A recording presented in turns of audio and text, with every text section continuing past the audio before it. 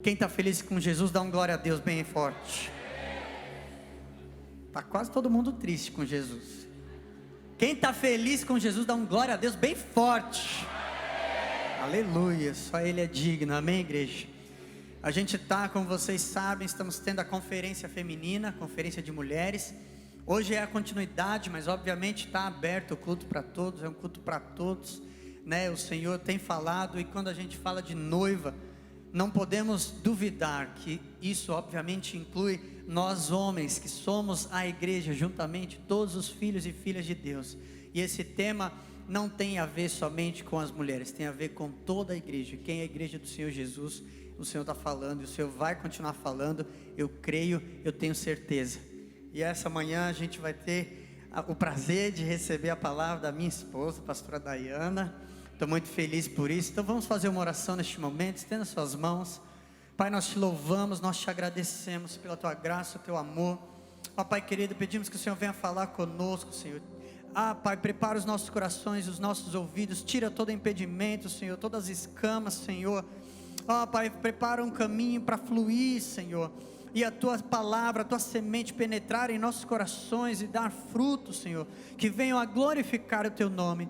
Pai querido, usa a vida da Dayana, Senhor, conforme a tua vontade, Pai.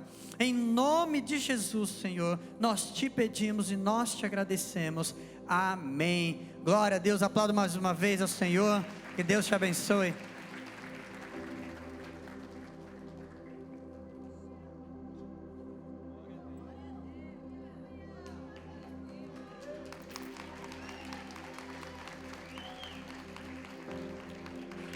Essa nação pertence ao Senhor Jesus, amém? Feche seus olhos e diga: não há outro lugar onde eu queira estar. Não há outro lugar do que em teu amor. Em teu amor não há outro lugar onde eu queira estar.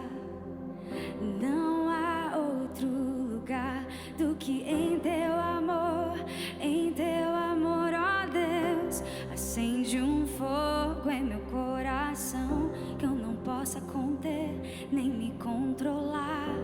Eu quero mais de ti, Deus. Eu quero mais de ti, Deus. Acende um fogo em meu coração que eu não possa conter, nem me controlar. Eu quero mais de ti, Deus. Eu quero mais de ti, Deus. Queremos mais a tua presença, Senhor. Então nós aceitamos, Senhor, o teu falar, porque o Senhor, Ele zela por nós. Ele zela pelo nosso crescimento, pelo nosso entendimento de sua palavra.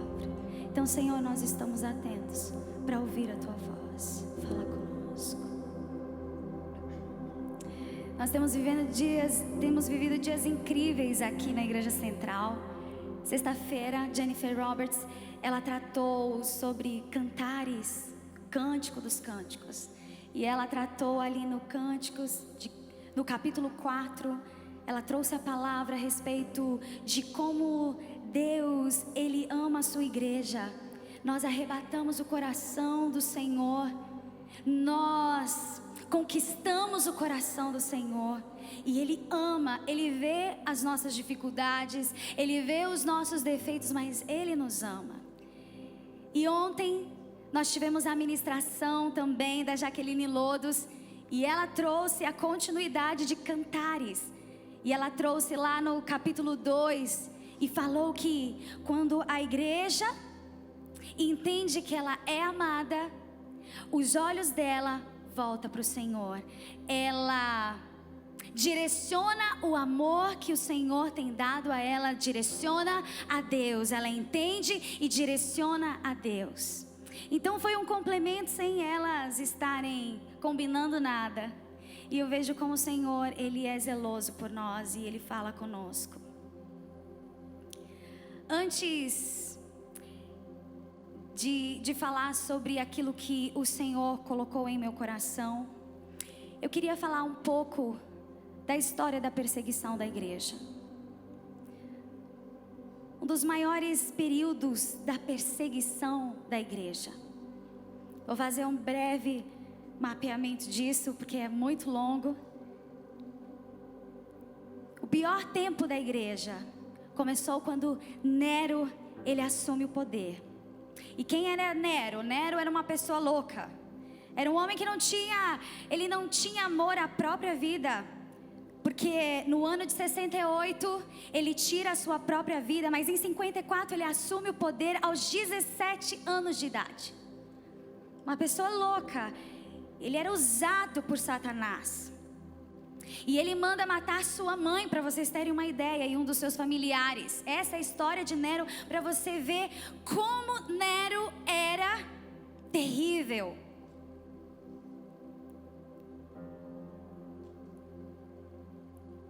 E então, uma das figuras históricas e mais polêmicas, uma das coisas mais polêmicas que Nero faz de perseguição da igreja, primeiro ele coloca fogo em Roma, na cidade de Roma. E aquela cidade tomada pelo fogo, para você ver quão tamanho ele era terrível. Nero era terrível. Ele vendo aquele fogaréu pegando em Roma, ele sobe com a sua lira, vestido de ator, e começa a ver aquilo que estava acontecendo, o caos que estava acontecendo. Na verdade, Nero, ele queria mostrar o seu poder, a sua megalomania. Nero queria mostrar o seu poder. E então, apenas 4 bairros de Roma não pega fogo. E nesses 4 bairros de Roma, quem preside ali, quem mora ali, são os judeus e os cristãos. E então, ele decide colocar a culpa nos cristãos. E daí começa a perseguição aos cristãos. Naquela época eles falam que tamanha e sanguínea era a perseguição contra os cristãos, que faltavam madeira para colocar, para fazer nas igrejas as madeiras de cruz. Faltavam madeiras para fazer a cruz. Por quê? Sabe como que ele fazia naquela época para assassinar os cristãos? Eles pregavam os cristãos numa cruz e queimavam vivos.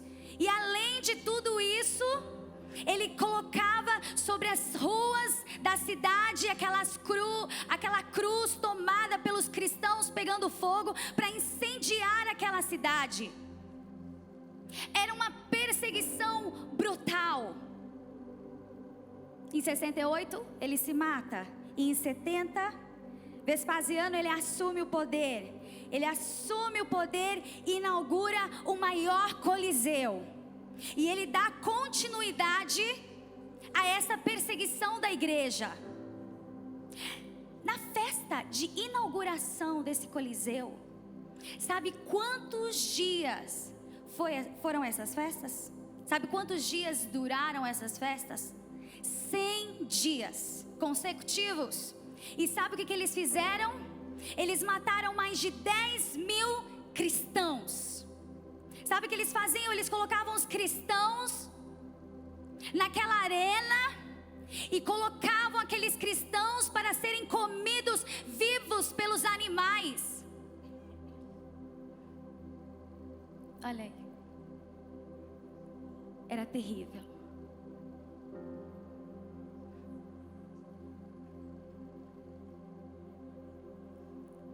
No ano de 81, Domiciano, ele assume o poder. Ele também dá continuidade à perseguição da igreja.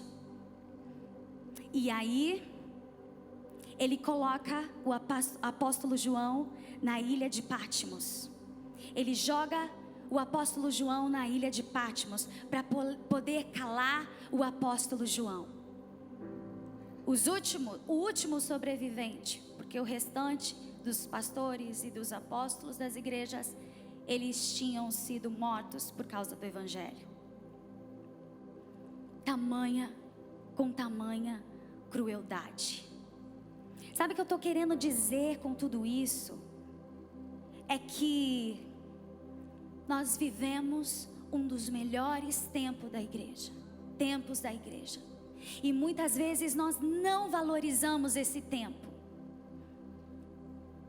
A noiva se cala. A noiva perde o amor pelo Senhor e começa a viver uma vida de religiosidade. Ela não tem mais aquela paixão, ela não fala mais do evangelho, mesmo com toda a liberdade que o nosso país tem.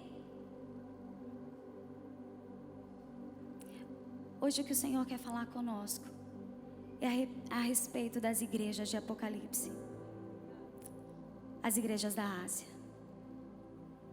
E eu perguntei para o Senhor, mas Senhor, como que eu vou falar isso? Estou aqui pela misericórdia de Deus, mas eu estou obedecendo à vontade de Deus, aquilo que Ele falou no meu coração. João, ele é preso por Domiciano, lá na ilha de Patmos. João, talvez ele estivesse com medo por causa da perseguição, porque eles queriam paralisar o apóstolo João. Ele se encontra com medo e de repente ele ouve uma voz como de trombeta, diz a palavra de Deus. E lá em Apocalipse, no capítulo 1, versículo 11, dizia: escreva num livro o que você vê e envie a estas 7 igrejas: Éfeso, Esmirna, Pérgamo, Tiatira, Sardes, Filadélfia e Laodiceia. E quando João vê aquela voz como de trombeta, ele se encanta com aquilo e ele vira os teus olhos para ver quem estava falando com ele. E João tem a imagem, a visão de 7 candelabros de ouro.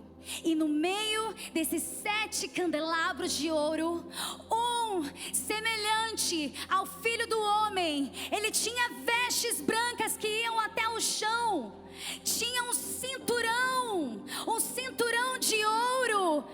Ele viu o esplendor, ele viu Jesus. E eu quero te dizer que em tempos difíceis, no qual a igreja vive, nós pedimos pela revelação do Senhor, e Ele já disse em sua palavra que Ele irá se revelar a nós, e nós cremos nisso. João, ele estava ali na ilha de Patmos.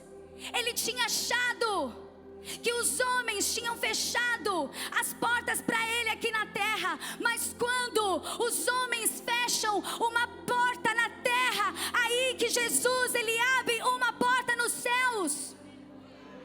E quando ele vê a maravilha de Jesus, ele se encanta, e Jesus pede para ele escrever o que vê. João descreve a figura de Jesus e ele começa. Agora João, ele não vê mais a imagem daquele Jesus que seus cabelos estavam molhados por causa da nossa coroa, da nossa crueldade, da nossa coroa de espinhos que nós colocamos ele na cruz do Calvário. Não era mais essa visão que João tinha. Ele olhou e avistou um cabelo branco, como a lã, tão branco como a neve. Os seus olhos eram do Todo-Poderoso, não eram mais aqueles olhos da cruz, aqueles olhos cansados e tristes, porque nós estávamos fazendo crueldades com ele. Não era mais esse Jesus Jesus que João avistava, ele olhava para os seus olhos e ele descreve: eu via como se fosse chamas de fogo. Ele não vê mais os seus pés sujos, cansados, sobrecarregados de caminhar quilômetros e quilômetros de distâncias, carregando uma cruz. Ele tem a visão dos pés de Jesus como de bronze. A sua voz não era a voz mais embargada, não. Aquela voz que nós lemos: Pai, perdoa-os, porque eles não sabem o que fazem. Já não era mais essa voz. Era o som de muitas e muitas águas. João vê o poder de Jesus. Satanás achou que havia derrotado Jesus, mas não. Jesus era o Todo-Poderoso, a qual João viu. E agora, ele vê sua face, que brilhava como a luz do sol, no seu mais alto esplendor. Essa era a imagem que João viu. Então, ele não aguenta olhar para aquilo e não cair no chão. A Bíblia diz que ele cai como morto, porque a glória era tanta, a maravilha de Jesus era tanta. João não aguenta e ele cai ao chão, e Jesus toca com sua mão direita no ombro de João e diz: não tenha medo. Em Apocalipse 1, 17, 18.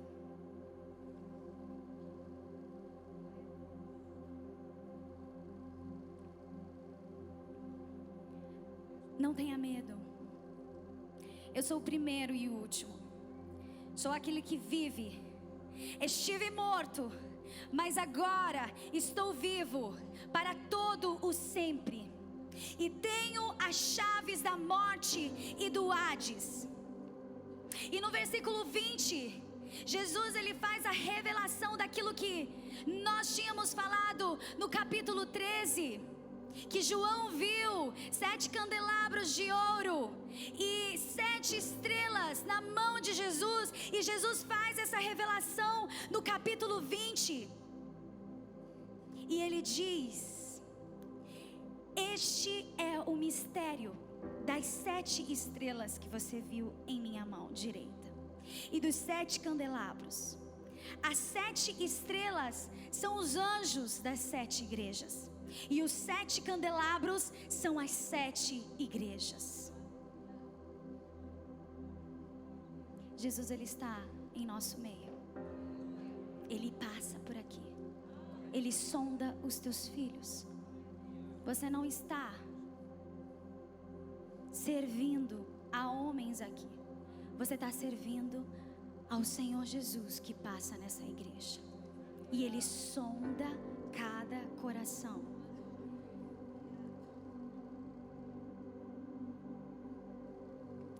Deus, Ele é honesto com relação à nossa vida espiritual. E Ele vai nos causar desconforto em Sua palavra. Sabe por quê? Eu tenho para mim que quando nós deitamos em um colchão que começa a fazer um certo desconforto, a gente tem que trocar. Então, se hoje causar um certo desconforto em você, eu cumpri aqui meu propósito. Porque se você não tiver desconfortável com algumas coisas na sua vida que precisam ser retiradas, então tem algum problema.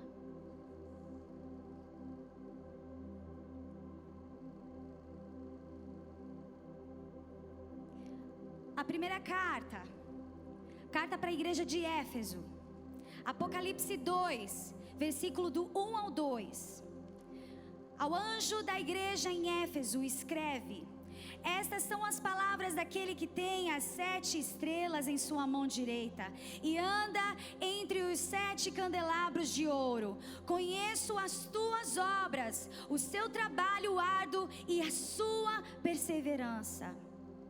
Para a igreja de Éfeso ele começa dizendo: eu conheço as tuas obras. E o que ele está falando aqui? Essas são as palavras daquele que tem as 7 estrelas em sua mão direita e anda entre os 7 candelabros de ouro. E onde ele está? Ele está no meio da igreja. Ele está passando por aqui. Então ele te conhece. Ele sonda a sua vida. Ele conhece o teu caminhar.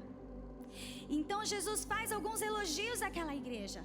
Rejeitou o mal, foi paciente, trabalhou muito, era uma igreja dedicada,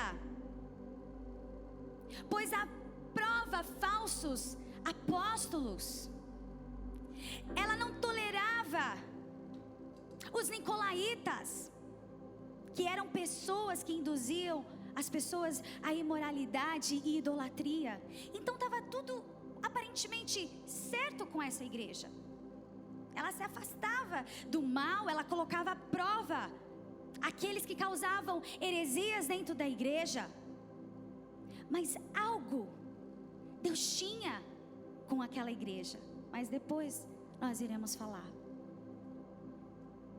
Mas antes disso, eu quero dizer para você que nós precisamos sim conservar a sã doutrina. A sã doutrina é importante e é o que o Senhor, Ele descreve na igreja de Éfeso. Ele descreve a importância de nós termos a sã doutrina, de nós preservarmos a sã doutrina, aquilo que está escrito em Sua palavra, os mandamentos do Senhor. Nós precisamos preservar essa doutrina. Hoje em dia nós vemos tantas coisas na igreja, tantas liberdades na igreja. A pessoa, ela já se casa pensando em se separar, porque já está conformado com o mundo. Mas deixa eu falar algo aqui que o Senhor colocou em meu coração. O Senhor, Ele não aprova o divórcio. Ele não aprova o divórcio. Há apenas 2 questões que o Senhor, Ele vai aprovar o divórcio: a separação em caso de imoralidade sexual, ou se o seu cônjuge morrer. Em Mateus 19, no capítulo 19, do versículo 3 ao 10, vai falar sobre a imoralidade sexual. Alguns fariseus aproximaram-se dele para pô-lo à prova e perguntaram-lhe: é permitido ao homem divorciar-se de sua mulher por qualquer motivo? Ele respondeu: vocês não leram que no princípio o Criador os fez homem e mulher e disse: por esta razão o homem deixará pai e mãe e se unirá à sua mulher, e os dois tornarão uma só carne. Assim, eles já não são 2, mas sim uma só carne. Portanto, o que Deus uniu, ninguém separe o homem. Perguntaram eles: então, por que Moisés mandou dar uma certidão de divórcio à mulher e mandá-la embora? Jesus respondeu: Moisés permitiu que vocês se divorciassem de suas mulheres por causa da dureza de coração de vocês. Mas não foi assim desde o princípio. Eu digo que todo aquele que se divorciar de sua mulher, exceto por imoralidade sexual, e se casar com outra mulher, estará cometendo adultério. Os discípulos lhe disseram: se esta é a situação entre o homem e sua mulher, é melhor que não se case. A igreja está aprovando muita coisa, mas é tempo de nós preservarmos a sã doutrina. E Éfeso era uma igreja que ela preservava isso. Os mandamentos do Senhor estão aqui, não é para nos castigar, não. Os mandamentos do Senhor estão aqui para que nós tenhamos uma vida de bênçãos. E se você chegou aqui querendo destruir a tua família, ore, peça sabedoria a Deus e peça para que o Senhor te mostre. E daí em 1 Coríntios, no capítulo 7, versículo 39, vai falar sobre a morte. Sobre, no caso, se você se tornar viúva ou viúva, a mulher está ligada a seu marido enquanto ele viver. Mas se o seu marido morrer, ela estará livre para se casar com quem quiser, contanto que ele pertença ao Senhor. Não vamos mais aceitar a banalização do casamento. Nós precisamos falar a importância do casamento aos nossos filhos. A importância da família. Porque se ele não aguentar, é bom que não case. João, no capítulo 8, versículo do 31 ao 32. Diz assim: disse Jesus aos judeus que haviam crido nele: se vocês permanecerem firmes na minha palavra, verdadeiramente serão meus discípulos e conhecerão a verdade, e a verdade vos libertará. Se nós conhecermos a verdade, essa verdade, ela vai nos libertar. Então nós estamos aqui com uma árdua missão dentro desse altar, dentro dessa igreja. Falar a verdade para você. Nós não queremos ser popular na igreja e dizer o que ela quer ouvir, mas sim o que ela precisa ouvir, aquilo que Jesus está revelando para a sua igreja nos últimos dias. Mas aparentemente estava tudo bem com a igreja de Éfeso. Sim, mas lhe faltava algo. Ela havia perdido o primeiro amor. A religiosidade talvez tinha tomado conta da vida dela. Ela ia ao culto aos domingos, fazia aquele culto automático, porque tem que ir na igreja. As pessoas daquela igreja talvez trabalhassem por trabalhar, por viver no automático. Mas Jesus, ele faz uma crítica a essa igreja: voltem ao primeiro amor. Voltem ao primeiro amor. Cadê o seu primeiro amor? Quando você começou na igreja, quando você começou a trabalhar na igreja. Talvez as decepções da vida dentro da igreja, talvez se levantaram Judas na sua vida, te incomodando, te entristecendo. Mas Jesus, ele nunca te abandonou. Ele é aquele que está no meio dos 7 candelabros de ouro. Ele é aquele que anda no meio da igreja. E ele nunca te deixou sozinho. Nunca. Vamos voltar às primeiras práticas.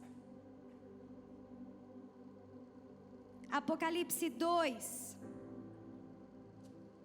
versículo 5, diz assim: lembre-se de onde caiu, arrependa-se e pratique as obras que praticava no princípio. Se não se arrepender, virei a você e tirarei o seu candelabro do seu lugar. Jesus está querendo dizer que arrependa-se, volta ao primeiro amor, volta à paixão dentro do teu coração, para fazer a obra do Senhor com zelo, com alegria. Porque senão, o Senhor, ele tira o chamado que ele colocou na sua vida e ele levanta outro. Eu me lembro da minha avó. Minha avó tem 1,45 m, eu tenho 1,53 m, isso é de família. Nós somos baixinhos. Mas ela sempre estava na casa do Senhor trabalhando. Ela ainda é viva. Eu tenho as minhas lembranças de criança da minha avó, limpando o chão da igreja, acordando bem cedinho, todo sábado, mas com alegria no coração. Hoje, se vocês me verem pintando a igreja, não se assuste não, porque foi isso que eu vi, os meus exemplos. Por isso que eu falo, dê bons exemplos à nova geração, coloque neles o anseio do trabalho pela casa do Senhor. E esses dias, eu falei para minha mãe: mãe, chama minha avó para ir lá em casa, para a gente passar um tempo, uma semana. Aí minha mãe falou assim: imagina, ela não passa não, porque ela continua, o prazer dela é estar na casa do Senhor, trabalhando, agindo. Hoje ela está quase 80 anos, 82, ela já chegou aos 82 anos. E vira e mexe, a buzina toca lá, são os irmãos da igreja, buscando ela para quê? Para contar a oferta, lá no outro bairro de Itapecerica. Essa é minha avó, e ela me ensinou a paixão pela casa do Senhor, de zelar pela casa do Senhor.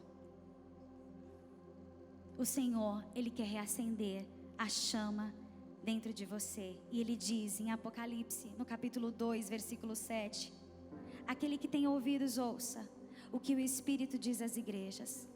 Ao vencedor darei direito de comer da árvore da vida que está no paraíso de Deus. Ele dará acesso à árvore da vida. Segunda carta para a igreja de Pérgamo. Apocalipse, no capítulo 2, versículo 13, diz assim: para a igreja de Pérgamo, Deus começa dizendo: sei onde você vive, onde está o trono de Satanás. E Pérgamo era uma cidade dominada pelo ocultismo, por seitas pagãs.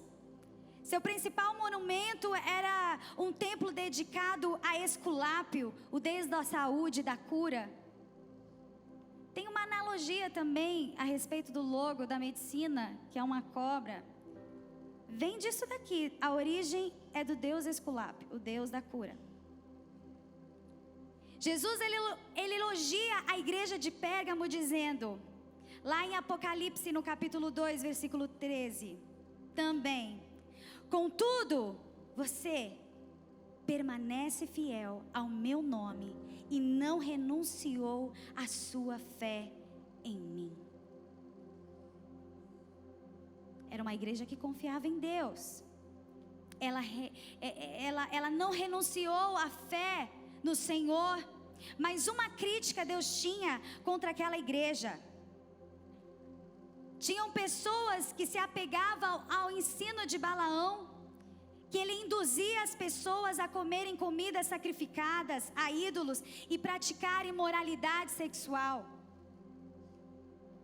Eles estavam apegados ao ensino de nicolaítas, diferente da igreja de Éfeso, que não suportava aos heréticos.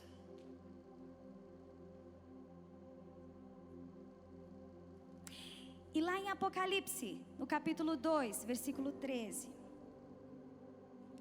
Deus ele diz: contudo você permanece fiel ao meu nome, e não renunciou à sua fé em mim, nem mesmo quando Antipas, minha fiel testemunha, foi morto nessa cidade onde Satanás habita.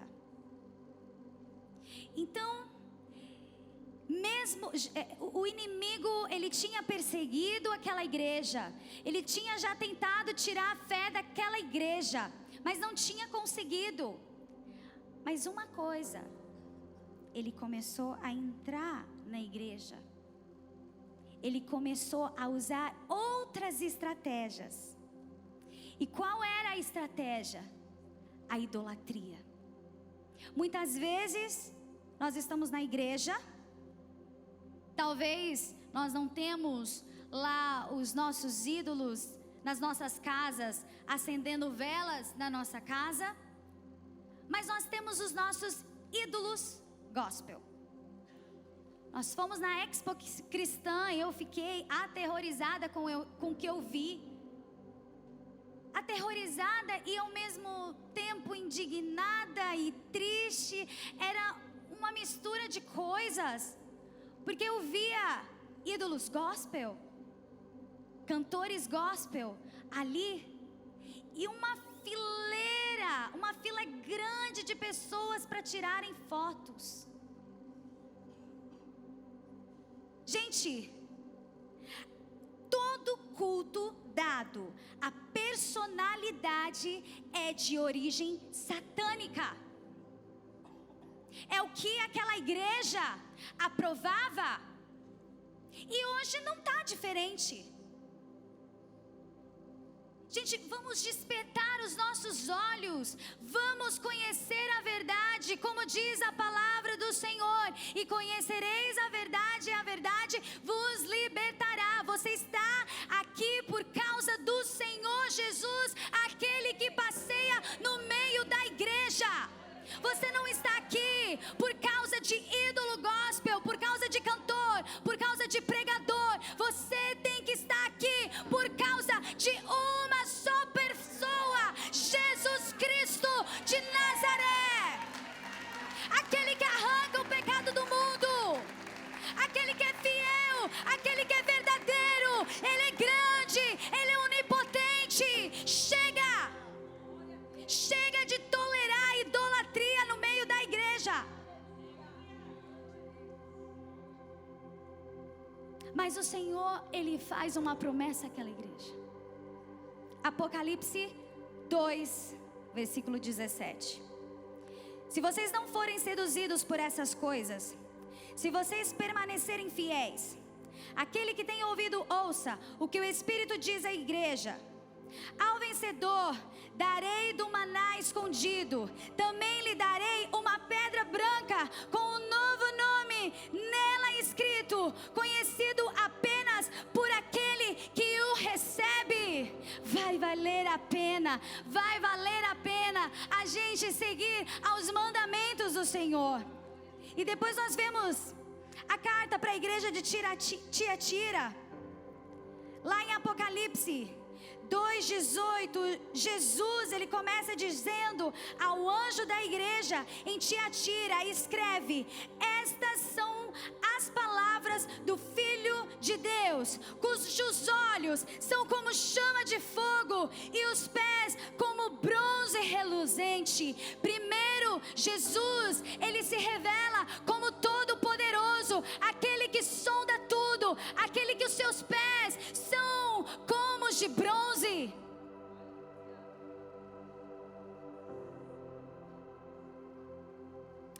Em Apocalipse capítulo 2, versículo 19 diz assim: eu conheço as tuas obras, o seu amor, a sua fé, o seu serviço, a sua perseverança, e sei que você está fazendo mais agora do que no princípio.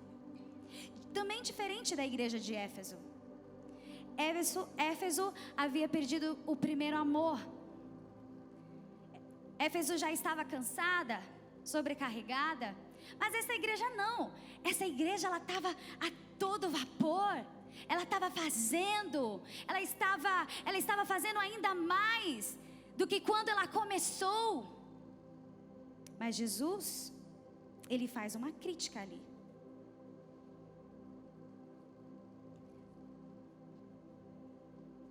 Ele diz: você tolerou Jezabel e sua perversidade. Você anda tolerando Jezabel e sua perversidade. Quem era Jezabel? Foi um símbolo de crueldade, egoísmo e manipulação. Uma mulher extremamente idólatra, induzia as pessoas à imoralidade sexual. Sabe, em 2016 o Senhor, ele me trouxe uma palavra para que eu pudesse olhar para as mulheres, para as prostitutas, e mostrar um amor a elas. olhar para o tráfico humano e também começar a identificar e a conscientizar a sociedade sobre este assunto. Eu falei, Senhor, eu não posso fazer isso. E eu tenho orado muito, porque eu sei que é um caminho muito árduo. Nós precisamos ter bastante direcionamento e cuidado. Então eu comecei a pesquisar muitas coisas sobre tráfico humano de mulheres, sobre a prostituição. E eu achei um absurdo o que eu fiquei sabendo com pesquisas. De 100 pessoas, 69,7% das pessoas evangélicas, elas estão no mercado pornográfico. Isto é uma estatística americana? É uma estatística brasileira? Eu fiquei indignada com isso. Porque no momento que a igreja tinha que se levantar para dizer não ao pecado, nós estamos ajudando muitas meninas a serem consumidas, a serem abusadas no tráfico humano. Vocês estejam alerta com aquilo que vocês colocam dentro da casa de vocês, a brecha que vocês estão colocando. Fiquem atentos com isso. Do que adianta você não pagar uma prostituta lá fora, só que está pagando para um mercado pornográfico dentro da sua casa? Chega de banalização na igreja.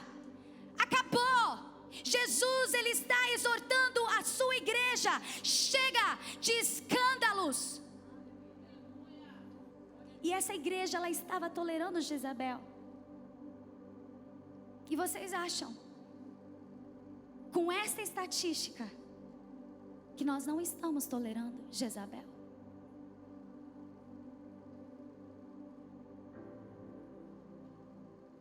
Em Apocalipse, no capítulo 2 em diante, diz assim, capítulo 2, versículo 21 em diante: dei-lhe tempo para que se arrependesse da sua imoralidade sexual, mas ela não quer se arrepender. Por isso, vou fazê-la adoecer e trarei grande sofrimento aos que cometem adultério com ela, a não ser que se arrependam das obras que ela pratica. Matarei os filhos dessa mulher. Então todas as igrejas saberão que eu sou aquele que sonda mentes, e retribuirei a cada um de vocês de acordo com as suas obras. Aos demais que estão em Tiatira, a vocês que não seguem a doutrina dela e não aprenderam, como eles dizem, os profundos segredos de Satanás, digo: não porei outra carga sobre vocês. E aí Deus faz uma promessa para aquele que vencer: e aquele que vencer e fizer a minha vontade até o fim, darei autoridade sobre as nações. Ele as governará com cetro de ferro e a despedaçará como um vaso de barro. Eu lhe darei a mesma autoridade que recebi do meu Pai. Também lhe darei a estrela da manhã. Aquele que tem ouvidos, ouça o que o Espírito diz à igreja. E tem a carta para a igreja de Sardes. Jesus já começa a falar que ela está morta. Em Apocalipse, no capítulo 3, versículo 1, diz assim: ao anjo da igreja em Sardes, escreve: estas são as palavras daquele que tem os 7 Espíritos de Deus e as 7 estrelas. Conheço as tuas obras. Você tem fama de estar vivo, mas está morto. Essas são as palavras daquele que tem os 7 Espíritos de Deus e as 7 estrelas. O que quer dizer 7? Representa a perfeição de Deus. Os 7 Espíritos de Deus, Apocalipse vai revelar no capítulo 4, versículo 5. Do trono saíam relâmpagos, vozes e trovões. Diante dele estavam acesas 7 lâmpadas de fogo, que são os 7 Espíritos de Deus. Lâmpadas de fogo, aquela que clareia tudo em meio à escuridão. O Senhor, Ele traz à tona. Muitos escândalos começaram a surgir, não sei se vocês perceberam, mas o Senhor, Ele está limpando a tua igreja, porque o anseio do Senhor é que a igreja se conserte e acorde para preparar o caminho para a volta do Senhor Jesus, e Ele está voltando, não vai demorar.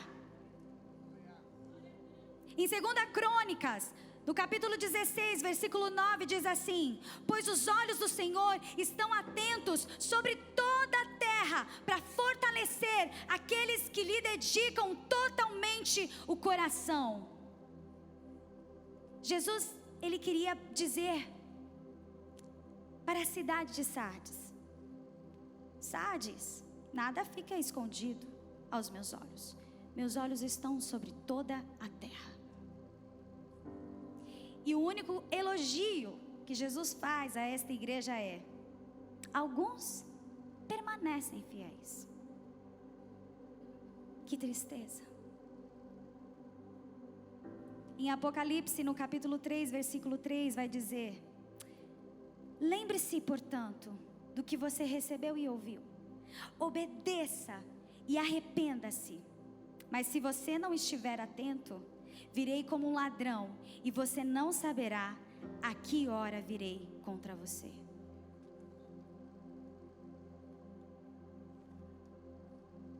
Mas Ele faz uma promessa. Apocalipse 3, versículos 5 e 6. O vencedor será igualmente vestido de branco. Jamais apagarei o seu nome do livro da vida, mas o conhecerei diante do meu Pai e dos seus anjos. Aquele que tem ouvidos, ouça o que o Espírito diz à igreja.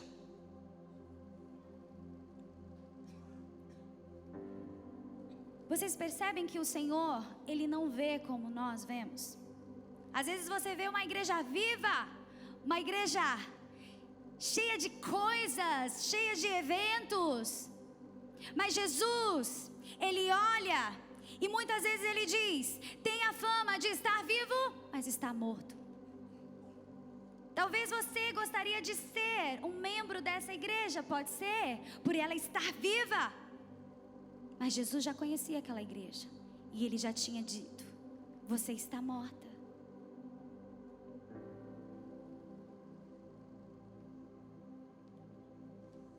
Mas Ele diz: ao vencedor será igualmente vestido de branco. Jamais apagarei o seu nome do livro da vida. Aleluia. As 2 igrejas que eu quero destacar essa manhã aqui é uma igreja que conquista o coração do Senhor. São 2 igrejas, Esmirna e Filadélfia. Para essas 2 igrejas, Jesus, Ele não criticou, Ele não corrigiu, Ele não julgou. Pelo contrário, Jesus elogia e Ele faz promessa. Para Esmirna, Jesus diz em Apocalipse, no capítulo 2, versículo 9: conheço as tuas aflições e a sua pobreza, mas você é rico. Jesus, Ele admira a fidelidade daquela igreja. E Ele diz: não tenha medo do que você está prestes a sofrer. O diabo lançará alguns de vocês na prisão para prová-los, e vocês sofrerão perseguição durante 10 dias. Seja fiel até a morte, e eu lhe darei a coroa da vida. Aquele que tem ouvidos, ouça o que o Espírito diz à igreja. O vencedor de modo algum sofrerá a insegurança e morte. O pastor Isaac, ele chegou da África. Ele me disse algo que me impactou. Ele disse que teve uma reunião com alguns pastores das igrejas lá da África. E aí, uma igreja muito simples, um pastor de uma igreja muito simples, tinha tudo para a gente ajudar eles. E ele falou assim, e eles tiveram uma reunião para ver como eles poderiam estar apoiando, ajudando ali. E o que me chamou a atenção, que o pastor que mais precisava, era o pastor que disse: eu não preciso de nada. Provavelmente Deus olha para essa igreja e diz: vocês não têm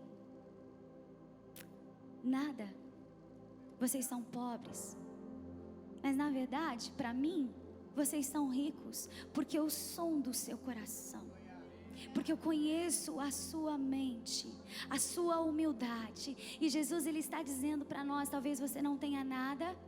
Jesus está dizendo para você: mas você é rica. Você é rica, eu conheço o teu coração, eu sondo a tua mente.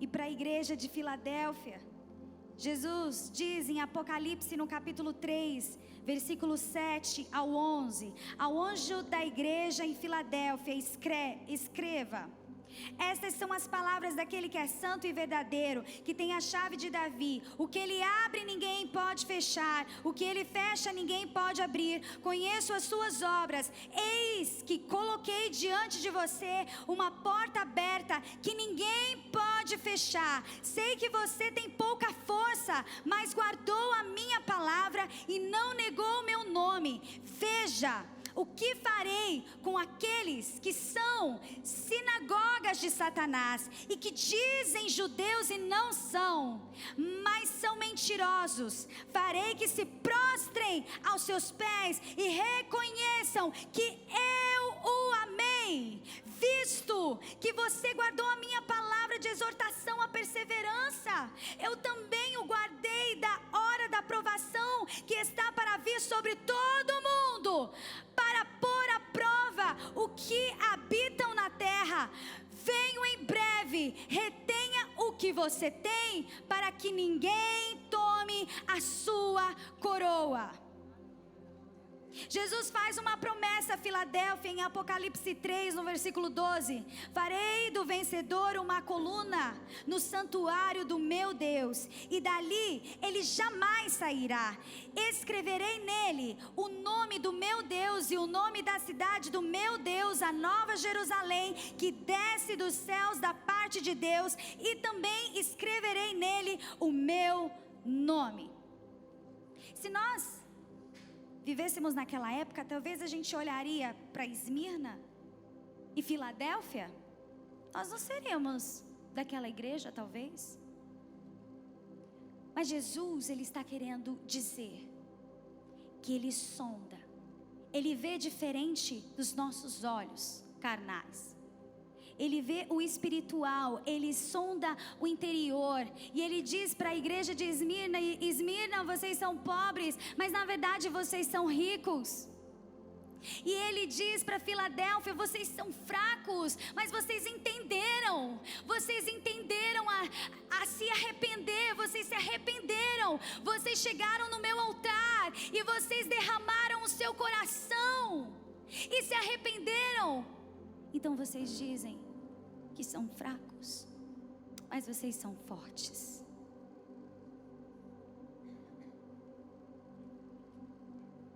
E para terminar, a igreja de Laodiceia, a última igreja de Apocalipse. Jesus começa a dizer para Laodiceia, em Apocalipse, capítulo 3, versículo do 14 ao 16. Ao anjo da igreja em Laodiceia escreva: estas são as palavras do Amém, a testemunha fiel e verdadeira, o soberano da criação de Deus. Conheço as suas obras, sei que você não é frio e nem quente. Melhor seria que você fosse frio ou quente. Assim, porque você é morno, não é frio e nem quente, estou a ponto de vomitá-lo da minha boca. Jesus ele expressa o seu conhecimento íntimo a esta igreja. E ele diz lá em Apocalipse, no capítulo 3, versículo 17, você diz, estou rico, adquiri riquezas e não preciso de nada. Não reconhece, porém, que é miserável, digno de compaixão, pobre e cego e que está nu? Laodiceia era uma igreja rica. Ela foi considerada o centro bancário, maior centro bancário. Ela produzia um tipo de lã preta e também ela produzia um colírio, uma espécie de colírio para os olhos. Era uma igreja que não tinha falta de nada financeiro. Mas Jesus olha para aquela igreja e diz: vocês são ricos, mas na verdade vocês são pobres, miserável.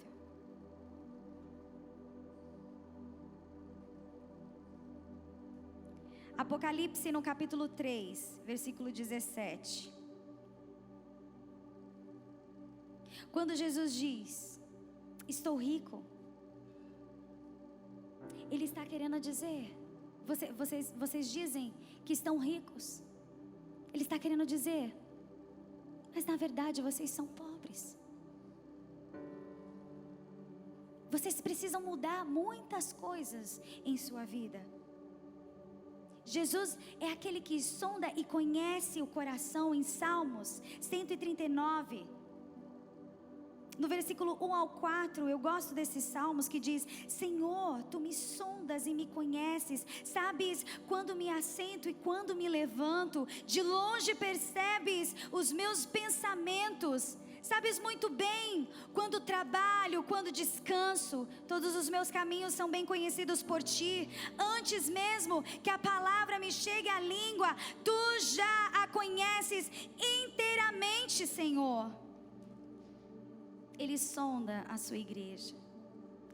Jesus sugeriu àquela igreja 3 coisas necessárias.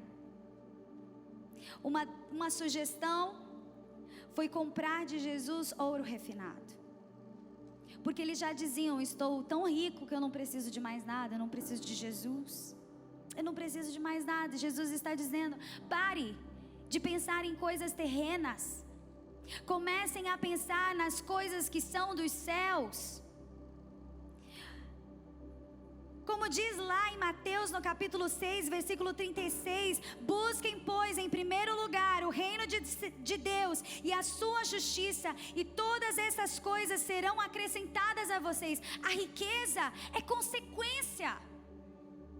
Nós precisamos buscar a face do Senhor em primeiro lugar. Nós precisamos amar o Senhor de todo o coração. Quantas pessoas andam e caminham ansiosos porque ficam apoiadas em riquezas materiais? Mas Jesus, Ele diz: eu sugiro que vocês comprem ouro de mim. Por quê? Da forma como vocês estão pensando não é certo. Busquem em primeiro lugar o reino de Deus e a sua justiça, e todas as coisas vos serão acrescentadas. A riqueza é uma consequência daquilo que nós buscamos ao Senhor. Porque quando nós buscamos a face do Senhor, Ele tem prazer em nos abençoar. Mas a riqueza que muitas vezes nós pensamos financeiramente não é a riqueza que o Senhor preparou para nós no céu. Então vamos parar de se preocupar com as coisas terrenas. A riqueza terrena são consequências.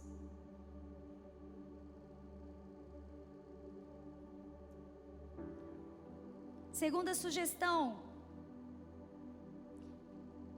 ele diz: comprar de Jesus vestiduras brancas. Jesus, Ele quer a nossa santidade. A nossa santidade, a nossa intimidade. Não tem como separar a nossa vida secular da nossa vida santa, porque quando nós temos a revelação de Deus, quando a glória do Senhor está em nós, aonde aonde nós passamos, nós revelamos a glória do Senhor. A tua vida de santidade começa dentro da tua casa, começa na tua faculdade, está aonde você anda, até a sua vestimenta. Mulheres, quando eu estou na igreja é uma coisa, mas quando eu saio da igreja é outra coisa. Vamos acordar, vamos despertar. Sabe por quê?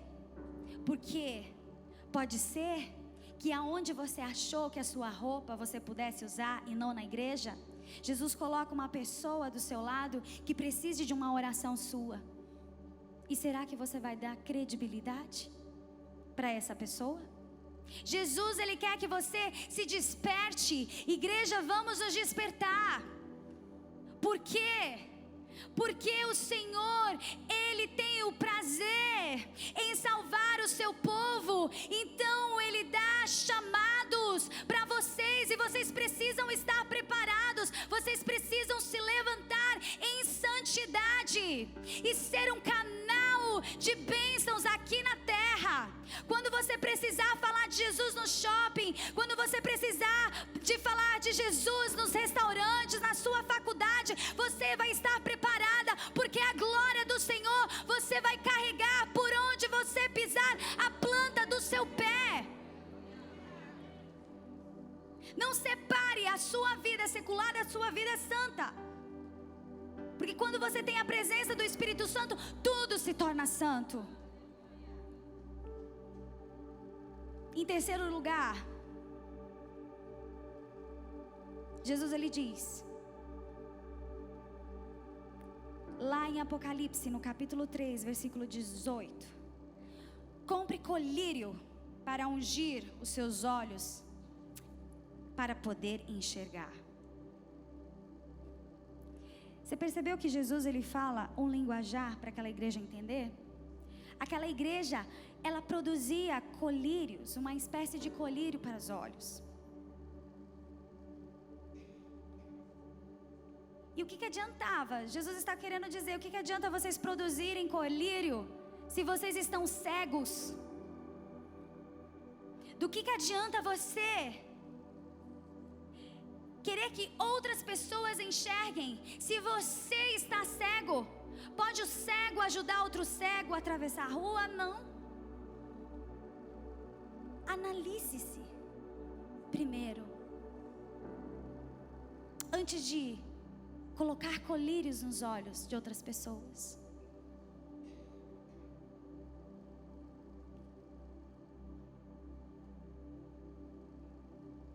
Em Apocalipse, no capítulo 3, versículo 19 e 20, diz assim: repreendo e disciplino aqueles que eu amo. Por isso, seja diligente e arrependa-se.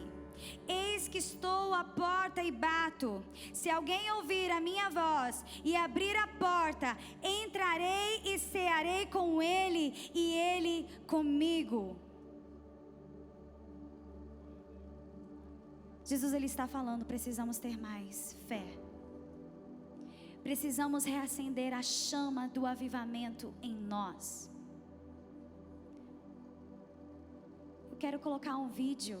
Talvez muitas pessoas não estiveram no começo do culto. E é um vídeo que fala muito conosco.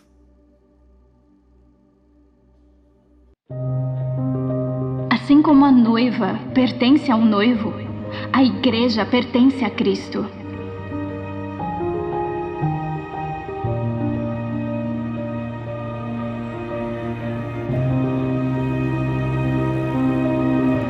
Como a noiva se prepara em estar perfeita para o grande dia, assim também deve ser a noiva de Cristo.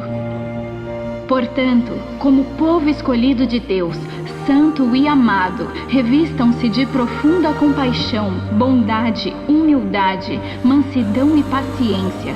Suportem-se uns aos outros e perdoem as queixas que tiverem uns contra os outros. Perdoem como o Senhor lhes perdoou.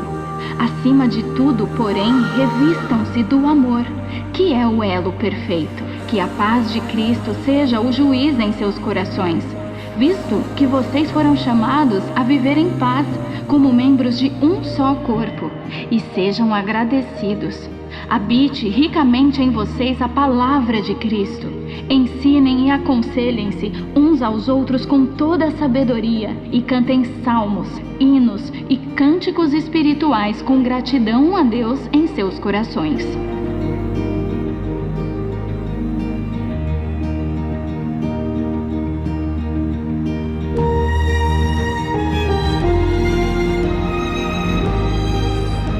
Deus tem um propósito para a sua criação, um plano que se iniciou há um tempo, um plano que está mais ativo e mais vivo que qualquer outro. O noivo, o Cordeiro de Deus, aquele que tira o pecado do mundo, está aguardando e preparando a sua noiva. Você faz parte deste plano. Deus te convida para este casamento. Deus te convida para ter intimidade com Ele, renunciar aos seus próprios desejos e se entregar em santidade a Ele.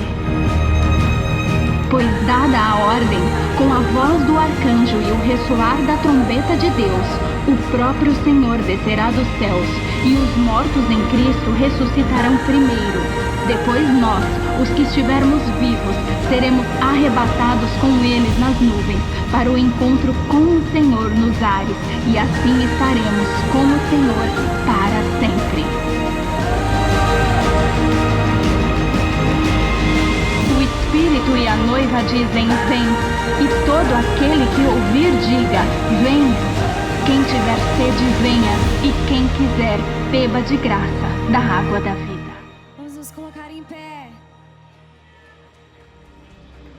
Apocalipse, no capítulo 3, versículo 21 e 22 diz: ao vencedor darei direito de sentar-me comigo em meu trono, assim como eu também venci, sentei-me com meu Pai em seu trono.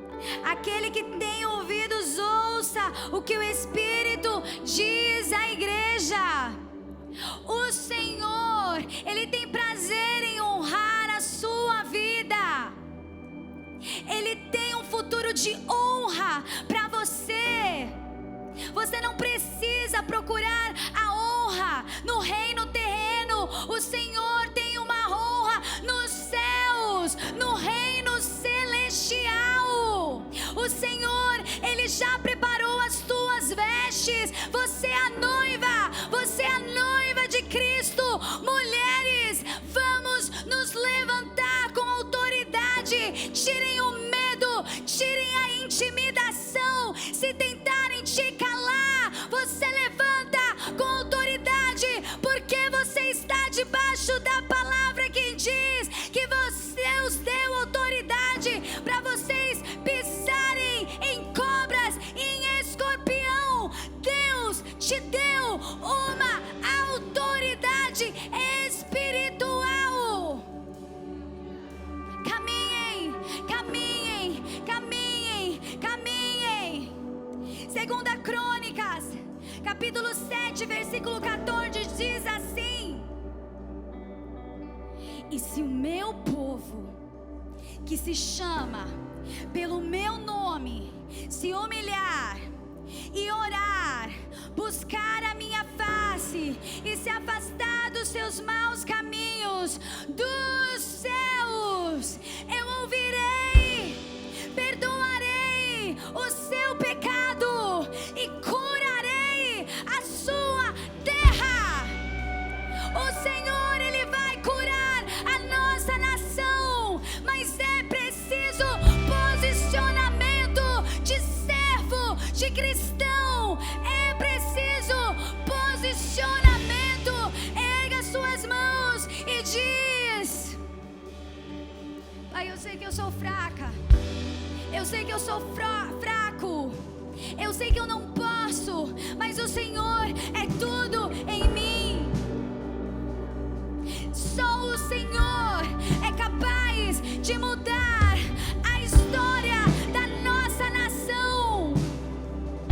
Nós não podemos mais aceitar a corrupção, a mentira.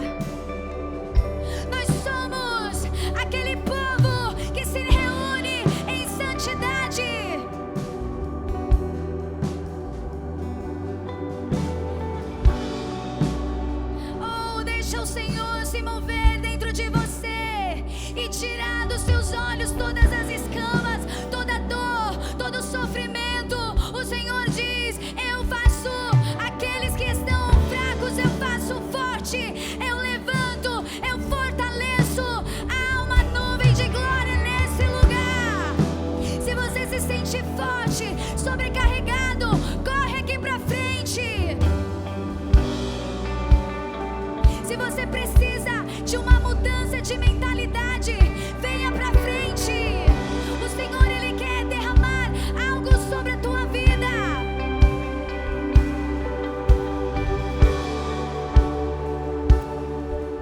Há uma mudança por mais de Deus. Ele quer se revelar à sua igreja, Ele quer se revelar a esta nação, e o Senhor estará dando autoridade espiritual aqui.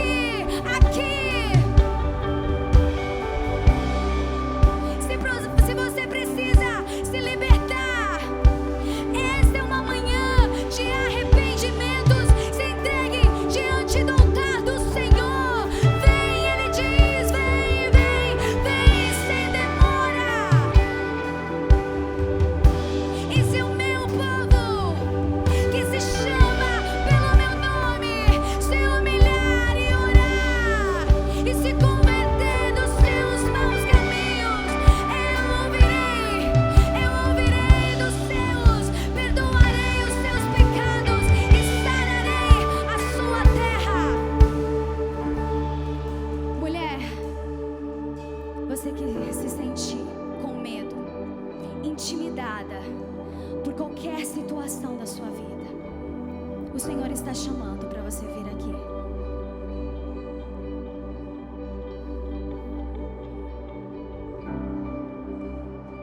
Chega de medo. Deus te deu um chamado. Deus te deu um chamado. Não é para ficar escondido. Você não foi feita para ficar calada. Você não foi feita para ficar parada. Jesus é quem coloca as palavras na tua boca e diz: vai e fale a minha palavra. O demônio, ele quer calar, ele quer intimidar, mas em nome de Jesus está destruído todo principado que tem se levantado para paralisar as mulheres. Em nome de Jesus está destruído.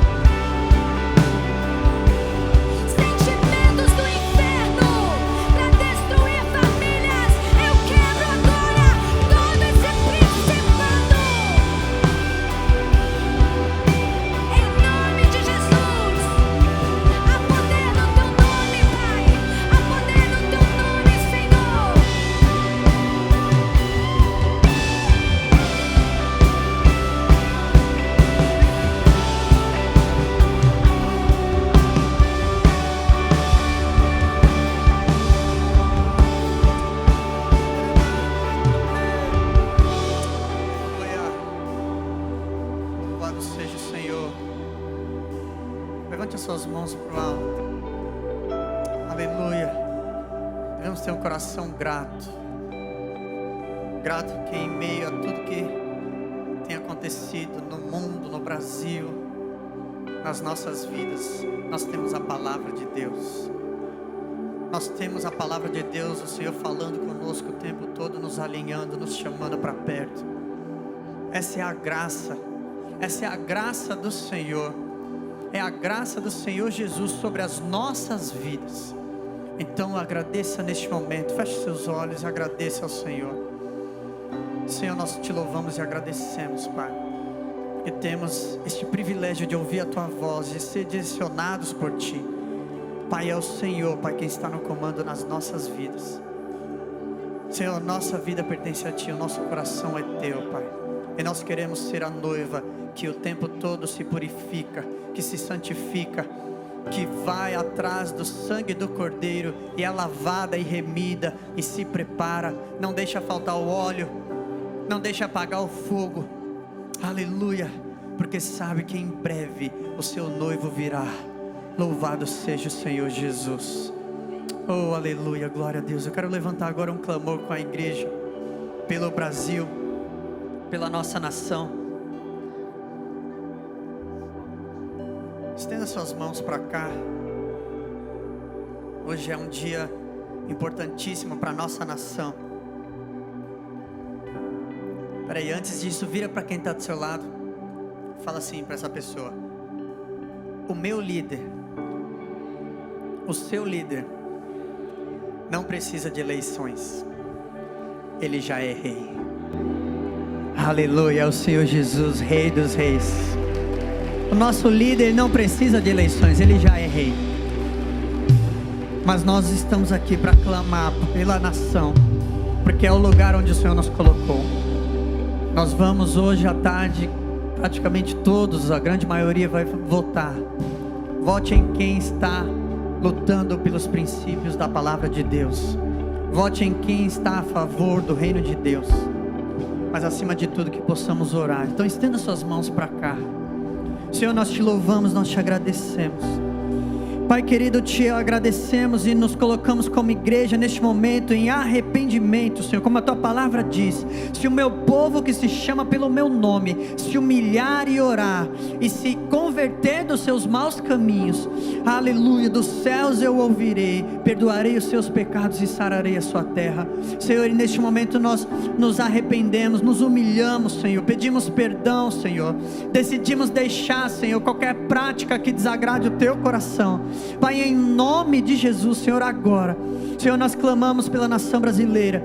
Senhor, nós pedimos a Ti, Senhor, que venha ter misericórdia e graça, que venha nos dar, Senhor, um tempo de prosperidade, um tempo de paz, um tempo onde o Senhor vai enriquecer a Tua igreja, não materialmente, mas espiritualmente, Senhor. O Senhor vai levantar, Pai, os missionários, a Tua promessa vai se cumprir, que o Brasil é o celeiro do mundo, que o Brasil é o celeiro do mundo, Senhor, e nós queremos fazer parte disso, e nós profetizamos, tomamos posse, Senhor, dessa palavra, e declaramos, Pai, que um tempo, Senhor, de abundância espiritual está vindo sobre a nação brasileira, em nome de Jesus, Senhor, aleluia, porque sabemos que isso não depende de nós, não depende de homens, mas depende unicamente de Ti, e é a Ti que nós estamos pedindo. Tu és o nosso Senhor, Tu és o nosso líder, o nosso Rei, e nós Te louvamos e Te agradecemos em